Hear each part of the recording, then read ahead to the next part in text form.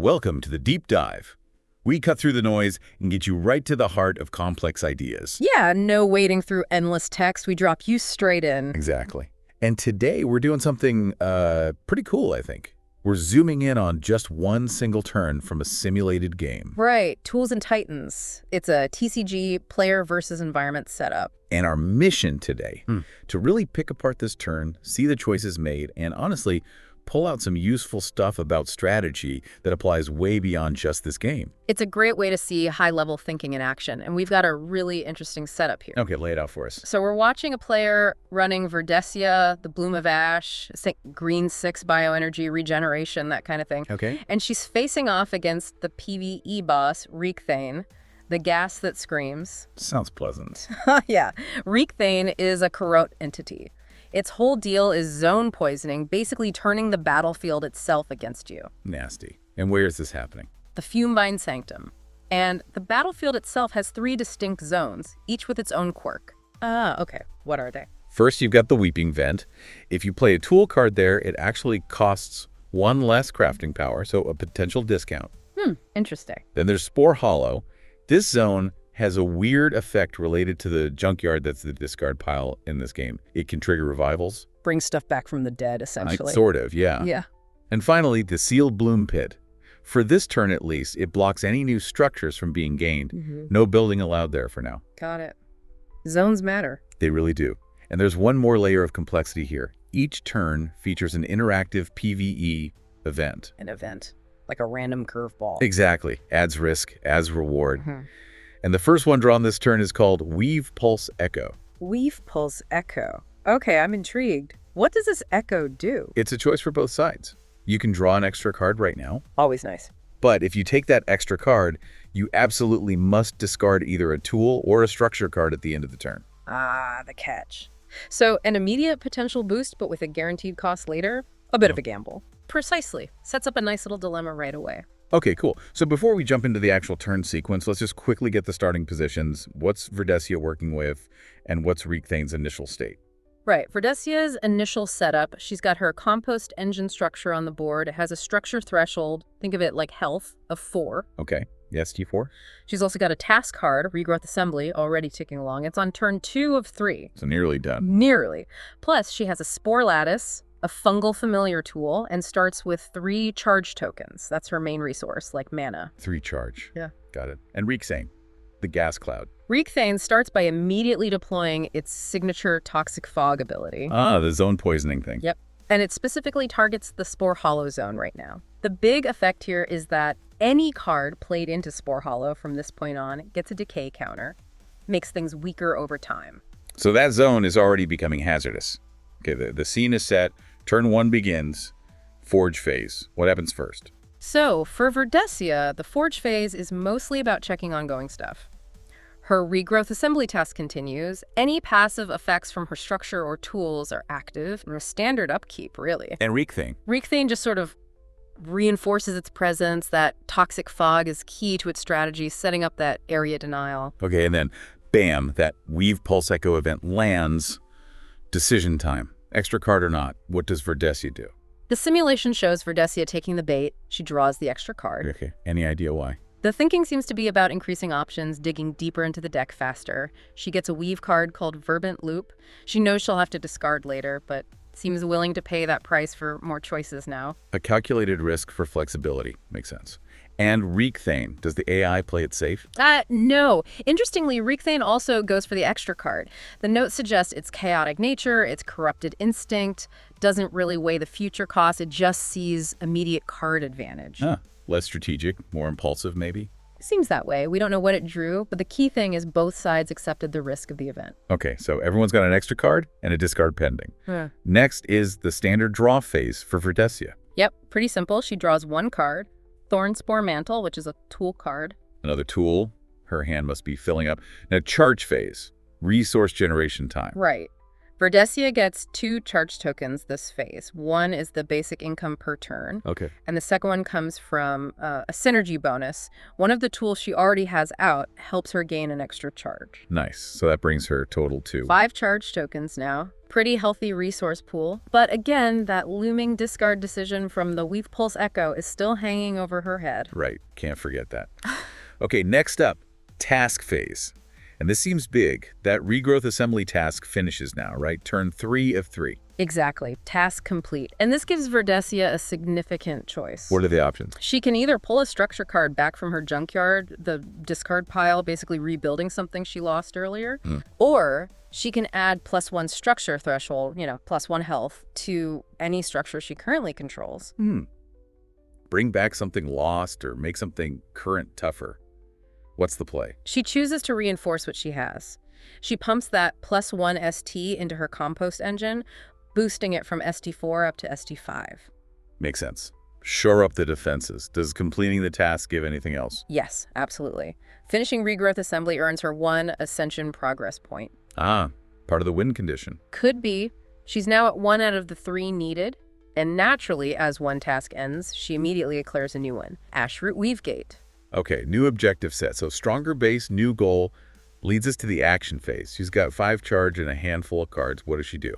All right, action time. First, she plays that Verdant Loop Weave card she got from the Weave Pulse Echo. Costs her 2 charge tokens. And what does Verdant Loop do? Its main thing is letting her return 1 Weave card or 1 tool card from her junkyard back into play. Okay, graveyard recursion.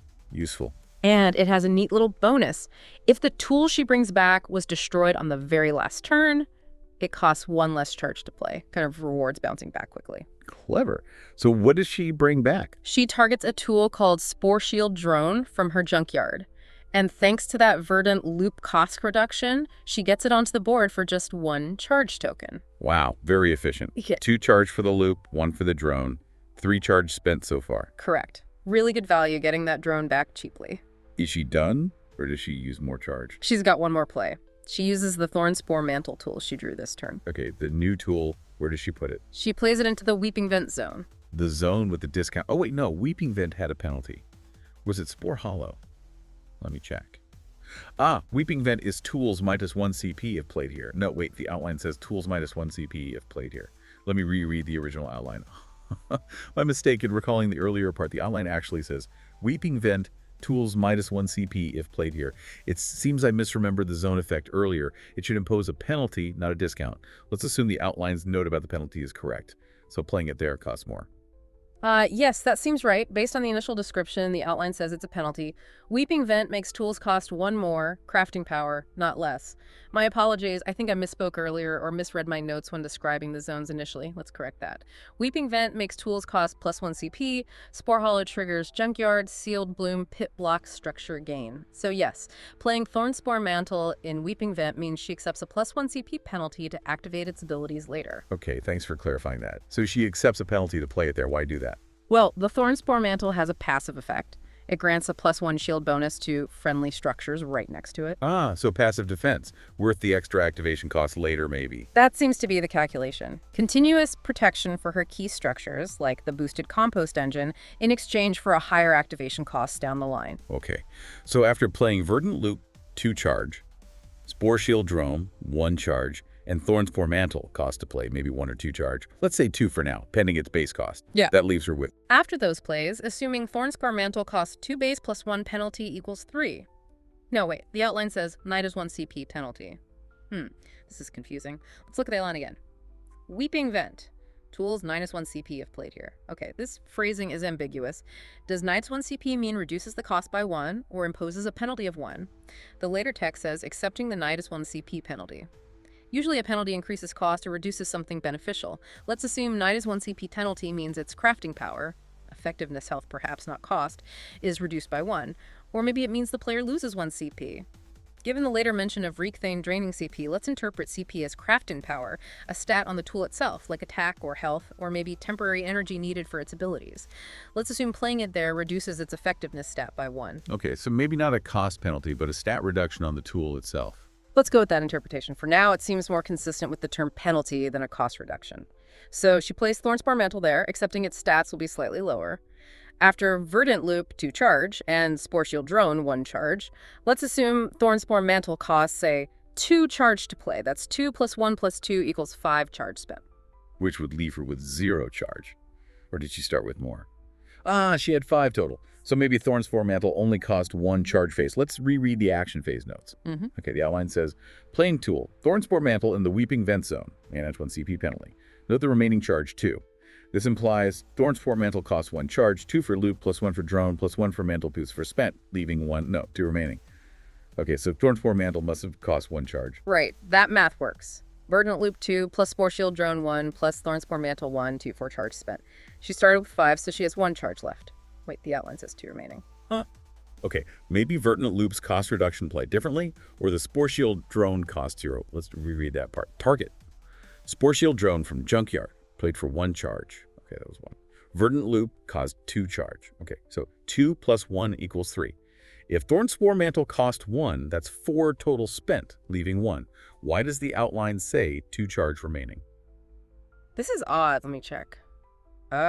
Maybe the Thornspore Mantle itself had a base cost of 0, and the penalty wasn't about charge tokens, but about its stats. Or maybe Verdant Loop's cost reduction was bigger. Or perhaps the plus 1 charge from Synergy came after the initial calculation. Let's look at the charge phase again.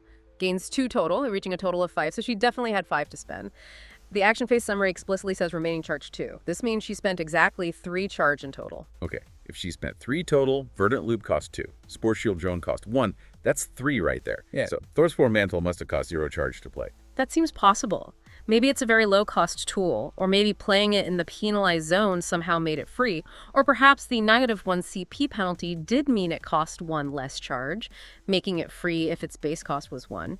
This contradicts the idea of a penalty, though. This is a bit confusing in the source material. Let's just stick with the outcome stated. She played Verdant Loop, cost 2, Spore Shield Drone, cost 1, and Thornspore Mantle, cost unknown, but resulted in 2 charge remaining. So somehow the total cost was 3 charge. She now has 2 charge left and 4 tools on the board. Okay, moving forward with that outcome. 4 tools now active. The original Fungal Familiar, the Spore Lattice, the newly returned Spore Shield Drone, and the Thornspore Mantle. Seems like her strategy is definitely about getting bodies on the board, maybe for future task requirements or just sheer presence, even with weird zone effects. Yeah, the commentary suggests flooding the field, building resilience, maybe stalling decay effects. It's about presence, even with that Weeping Vent penalty impacting Thornspore Mantle, whatever that penalty precisely is. All right, action phase done. Now the momentum swings. Conflict phase. Reekthane's turn to act. And Reekthane uses an ability called Corrupted Inhale. Okay, what does that do? It targets the zone with the most tools in it currently. Which would be? Spore Hollow. Yeah. That's where the Fungal Familiar and the newly played Spore Shield Drone are hanging out. And the effect. Both of those tools temporarily lose 1 crafting power, or CP. Their effectiveness is reduced until the next round starts. So, again, not destruction, but weakening. Resource drain or effectiveness drain. Exactly. Fits Reekthane's pattern. It's making her tools less useful without removing them. And Spore Hollow itself. Oh. That zone has issues, right? The toxic fog. It does. And now sort of a secondary effect happens. The zone's inherent decay may be amplified by the fog pulses. It adds 1 Scorch token to the zone containing Verdessia's main structure, the compost engine. Scorch token, that sounds bad. Does it hurt the compost engine now? Not immediately, no. The analysis makes clear the Scorch token doesn't reduce the structure threshold this turn. But it's like a ticking time bomb, a sign of future damage. Precisely. It's increasing the environmental hazard. Reekthane is playing the long game, making the board itself hostile, draining resources, rather than just smashing things. Okay, Reekthane makes its move. Now we hit the end phase, and this is where the bill comes due for that Weave Pulse Echo event. Correct. Verdessia took the extra card, so now she must discard either a tool or a structure from her hand. What does she choose to ditch? The simulation has her discard a tool called Verdant Spikecaster. Why that one? The rationale seems to be about preserving the synergy of the tool she just put into play. Keeping the mantle, the drone, the familiar working together on the board was deemed more important than holding onto the Spikecaster in hand. A calculated sacrifice. Present board state over future potential. Makes strategic sense. Yeah, it's a good example of prioritizing cohesion. What about other end-of-turn stuff? Decay, cleanup, Well, no structures actually fill this turn, so no cleanup needed there. And as we said, that new Scorch token hasn't triggered yet. So things are tense, but no major losses this phase. And the Ascension Tracker. Just a reminder, still sitting at 1 out of 3 progress points. Okay, so let's get that end-of-round snapshot. Give us the key stats after all that action. Verdessia first. All right, Verdessia. She completed 1 task, started a new one, Ashroot Woofgate. Her main structure, Compost Engine, is tougher now at ST5. She has 4 tools active on the board, resources, 2 charge tokens left. And the event impact was drawing Verdant Loop, but then discarding Verdant Spikecaster. Threat assessment for her, medium, but definitely increasing pressure. And for Reekthane, the Gaseous Menace. Reekthane doesn't really use tasks or structures like Verdessia. Its main impact comes from the toxic fog controlling the Spore Hollow Zone. Its action was Corrupted Inhale, draining CP from Verdessia's tools, no charge tokens for it. The event just gave it an extra card, maybe amplifying its options slightly. Overall threat level assessed as medium-high. It's definitely applying pressure. Right, so we've dissected this single, really quite packed turn. Stepping back, what are the big takeaways here? For us, trying to understand these complex systems and strategies. I think it really shows the constant balancing act. Verdessia managing resources, pushing tasks, thinking about zone placement, reacting to the random event. It's a lot to juggle. Yeah, you really see the layers. And then Reekthane shows a different approach. Control, denial, environmental pressure, not just brute force. Plus, that Weave Pulse Echo shows how even one random element can force tough choices and shift plans. Definitely. A couple of moments really stood out. That discard choice Verdessia made, ditching the Spikecaster to keep the board synergy, that felt like a really key strategic decision. Prioritizing the present. Yeah. And Reektane's Corrupted Inhale attack. Weakening instead of destroying. It's a more subtle threat. It makes you think about how opponents in games or elsewhere might try to undermine you indirectly. It's that resource denial strategy again, very effective. And the tension from the Weave Pulse Echo, knowing that discard was coming, really highlights how you have to weigh risk and reward constantly. Absolutely. And it all connects back to why we do these deep dives, right?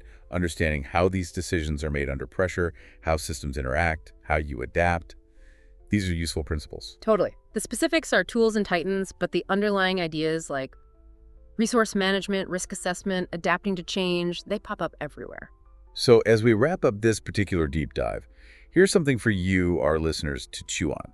Based on what we saw this turn, Verdessia building her board, Reekthane draining resources and using the environment, that event card forcing discards, what do you think is the most critical thing to watch for in the next turn? Yeah, what adjustments might Verdessia make? Will Reekthane double down on the Scorched tokens or try something else? What becomes the pivotal point? Good questions. Mull is over. Thanks for joining us on the deep dive, and we'll catch you next time.